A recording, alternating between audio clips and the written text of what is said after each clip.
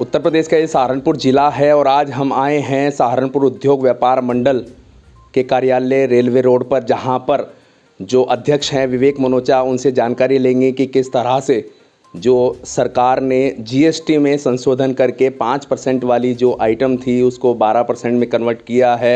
इस तरह का जो कानून है वो पारित हो रहा है और जो 1 जनवरी को उसको लागू किया जाएगा, उसको लेकर जो व्यापारी हैं उनमें रोष है, सरकार के प्रति जो है नाराज़गी है। आखिर पहले से ही जो टैक्सेस नहीं थे, जीएसटी आने के बाद उसमें 5% उस पर लगाया गया था, लेकिन अब उसको बढ़ाकर जो है 12% किया जा रहा है। कहीं ना कहीं उसमें आम आदमी और जो कारोबारी हैं, जो दुकानदार हैं, वो प्रभावित होंगे। उसी के बारे में कल जो 26 नवंबर है उसको लेकर जीएसटी भवन पर क्या कार्यक्रम रहेगा, किस तरह का वहाँ इनकी तरफ से जो है एक विरोध प्रदर्शन दर्ज कराया जाएगा, उसके बारे में हम जानते हैं। विवेक मनोचा जो अध्यक्ष हैं उनसे हम बात करते हैं। जी सर, कल का जो कार्यक्रम है उसके बारे में आप बताइए कि क्या किया जाएगा कल जो है हम लोग सहारनपुर उद्योग व्यापार मंडल के साथ ही अपनी सभी एसोसिएशनों से, क्योंकि जैसा कि आपने अभी बताया कि 1 जनवरी 2022 से कुछ कमोडिटीज़ पर 5 से 12% की वृद्धि की जा रही है।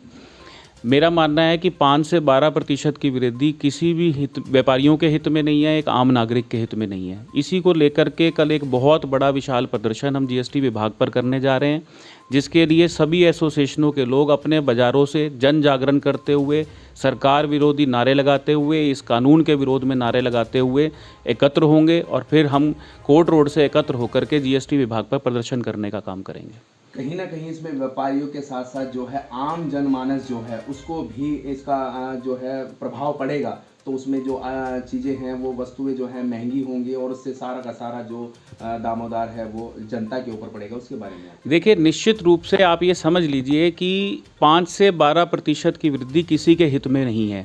अगर आप देखेंगे तो कोई भी एक व्यापारी केवल 1 से 7 या 10 चीज़ों का अधिकतम व्यापार करने का काम करता है और प्रतिदिन 100 से अधिक चीज़ों का उपयोग करने का काम करता है। तो ये वृद्धि किसी के भी हित में नहीं है, ना व्यापारियों के हित में है, ना एक आम नागरिक के हित में है। और अगर हम पिछले 1 साल को एसेस कर करके देखें तो रॉ मटेरियल के अंदर 30 से 40% की पहले ही वृद्धि हो चुकी है।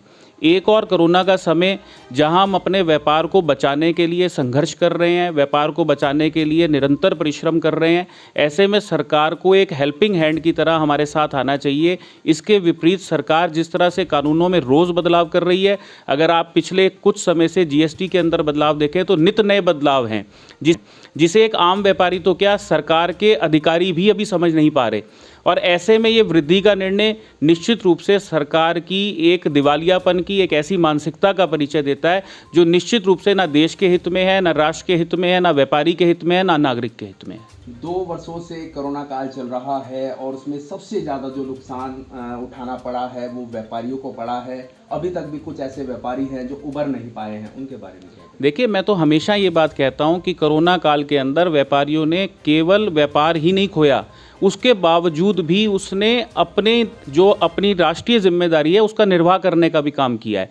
किसी व्यापारी ने अपने कर्मचारी की तनख्वाह नहीं रोकी, किसी व्यापारी ने टैक्स देने से वो पीछे नहीं उठा। अगर बिजली का कमर्शियल बिल था तो वो भी देने का काम उसने किया है, तो अपने दायित्वों से पीछे नहीं हटा। अन्न रथ के माध्यम से आम नागरिक को राशन तक पहुँचाने का काम व्यापारियों ने किया है। उसके बावजूद हम एक राष्ट्रभक्त के रूप में हमेशा अपने आप को प्रस्तुत करते हैं।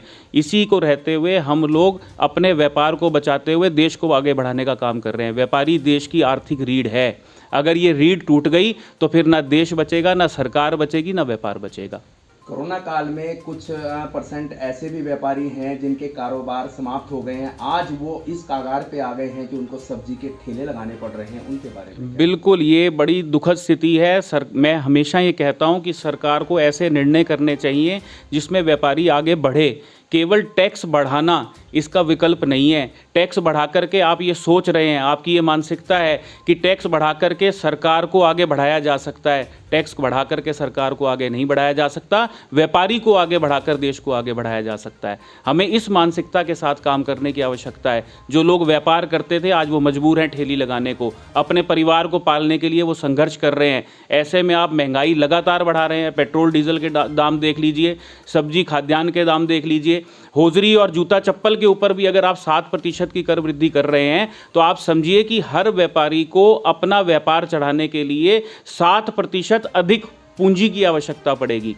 आज व्यापारी उधार देने के बाद सरकार को उसी समय टैक्स देने का काम करता है। उसका उधार अगर मर भी जाता है, उसका पैसा अगर डूब भी जाता है, तब भी सरकार को वो राजस्व के रूप में 7% CGST और SGST के रूप में देने का काम करता है। ऐसे में अगर आप व्यापार की चिंता नहीं करेंगे तो फिर निश्चित रूप से आप देश की भी चिंता नहीं कर रहे। ये बहुत बड़ा प्रश्न है। तो यहाँ पर अध्यक्ष हैं, महानगर अध्यक्ष हैं विवेक मनोचा, उनके द्वारा कहा गया है कि किस तरह से व्यापारी जो अब टूटता ही जा रहा है उसको लेकर सरकार की जो नीतियाँ हैं वो गलत तरीके से अपनाई जा रही हैं। 5% से लेकर 12% जो टैक्सेस को बढ़ाया जा रहा है, वहाँ पर कहीं ना कहीं व्यापारी के साथ साथ आम जनमानस को भी इसका प्रकोप जो है वो झेलना पड़ेगा, क्योंकि पहले से ही लोगों के कारोबार बहुत ख़त्म हैं और जनता महंगाई से पूरी तरह त्रस्त है। तो किस तरह से सरकार की नीतियाँ हैं, आने वाले 2022 के चुनाव में क्या जनता सरकार को सबक सिखाने का काम करेगी, ये एक बड़ा सवाल है। और उसी को लेकर जो है व्यापारियों का कल GST ऑफिस पर धरना प्रदर्शन होगा। उसकी जानकारी यहाँ पर विवेक मनोचा जो महानगर अध्यक्ष हैं व्यापार मंडल के, उनके द्वारा दी गई है। सहारनपुर से दैनिक भास्कर के लिए प्रशांत वर्मा, मोनू कुमार की खास रिपोर्ट।